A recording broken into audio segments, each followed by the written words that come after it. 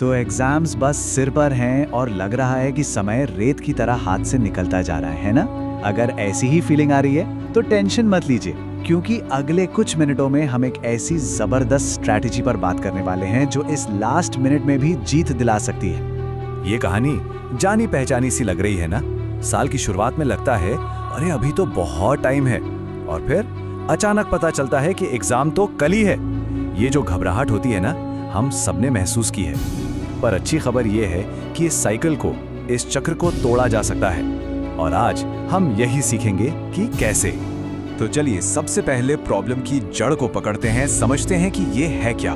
इसे हम कह सकते हैं समय का अंतहीन लूप। देखिए, ये सिर्फ एक एग्जाम की बात नहीं है, ये एक आदत है। और अगर आज इस टालम टोल के चक्र को नहीं तोड़ा ना, तो ये चीज स्कूल के बाद भी जिंदगी के हर मोड़ पर पीछा करेगी। तो ये मामला सिर्फ अच्छे ग्रेड्स का नहीं है, ये अपने आने वाले कल की, अपने फ्यूचर की नींव रखने का है। ठीक है, तो प्रॉब्लम तो समझ आ गई, पर अब सबसे बड़ा सवाल कि अब करें क्या। सबसे पहला और सबसे जरूरी स्टेप, जो हो गया सो हो गया। जो टाइम निकल गया उसे भूल जाइए। पछताने से, गिल्ट करने से कुछ नहीं मिलने वाला। असली पावर इस बात में है कि इस पल से आगे क्या किया जाता है। अपनी सारी की सारी एनर्जी अब आने वाले टाइम पर लगा दीजिए। और एक बात हमेशा याद रखनी है कि अगर बचे हुए कुछ दिनों में भी अपना 100% झोंक दिया, तो भी रिजल्ट्स कमाल के आ सकते हैं। गेम अभी ओवर नहीं हुआ है, बल्कि असली गेम तो अब शुरू हुआ है। तो ठीक है, अब उस माइंडसेट की बात करते हैं जो ये सब कुछ पॉसिबल कर देगा। चलिए समझते हैं इस कॉन्सेप्ट को, अध्ययन का वनवास। तो ये वनवास आखिर है क्या? देखिए, ये आइडिया भगवान राम के 14 साल के वनवास से आया है। ये एक तरह का सेल्फ इम्पोज्ड एग्जाइल है, मतलब खुद को कुछ टाइम के लिए दुनिया की बाकी चीजों से बिल्कुल काट लेना, एक बड़े मकसद के लिए। और एग्जाम के लिए इसका मतलब क्या हुआ?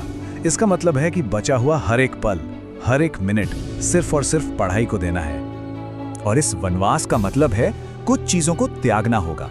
अपना कंफर्ट जोन, एक्स्ट्रा नींद, दोस्तों के साथ गपशप, सोशल मीडिया, और हाँ, जंक फूड भी। बस कुछ दिनों के लिए इन सारे डिस्ट्रैक्शंस को बाय बाय बोलना होगा। तो माइंडसेट तो सेट हो गया, अब आते हैं एक सॉलिड प्रैक्टिकल प्लान पर। 10 घंटे की स्ट्रैटेजी। अब दिन में 10 घंटे पढ़ाई सुनने में इम्पॉसिबल लगता है ना? लेकिन जरा मैथ्स को देखिए। मान लीजिए 6 घंटे की नींद, 3 घंटे रोज के कामों के लिए और 5 घंटे आराम, खाने पीने के लिए निकाल भी दें, तो भी हमारे पास पूरे 10 घंटे बचते हैं।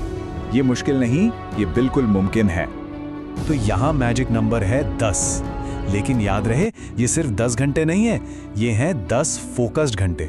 मतलब बिना फोन के, बिना किसी भी तरह के डिस्ट्रैक्शन के।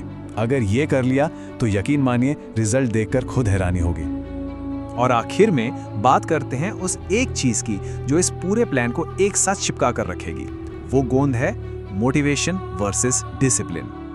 देखिए, मोटिवेशन एक रॉकेट की तरह है जो जोरदार शुरुआत तो देता है, लेकिन डिसिप्लिन वो इंजन है जो आपको तब भी आगे धकेलता है जब वो शुरुआती जोश ठंडा पड़ जाता है। डिसिप्लिन ही वो ताकत है जो उस दिन भी किताब खोलकर बैठने पर मजबूर करती है जब मन बिल्कुल भी नहीं कर रहा होता। तो डिसिप्लिन है क्या? ये वो अंदर की ताकत है जो उस आवाज को चुप कराती है, जो कहती है चल यार बस 5 मिनट फोन देख लेते हैं। ये हर घंटे, हर दिन अपने मन के ऊपर एक छोटी सी जीत हासिल करना है। तो अब सवाल सिर्फ एक है, क्या इस मेंटल बैटल के लिए, इस मानसिक लड़ाई को जीतने के लिए सब तैयार हैं? प्लान सामने है, माइंडसेट क्लियर है, अब बस शुरुआत करनी है। जाइए और जीत कर आइए।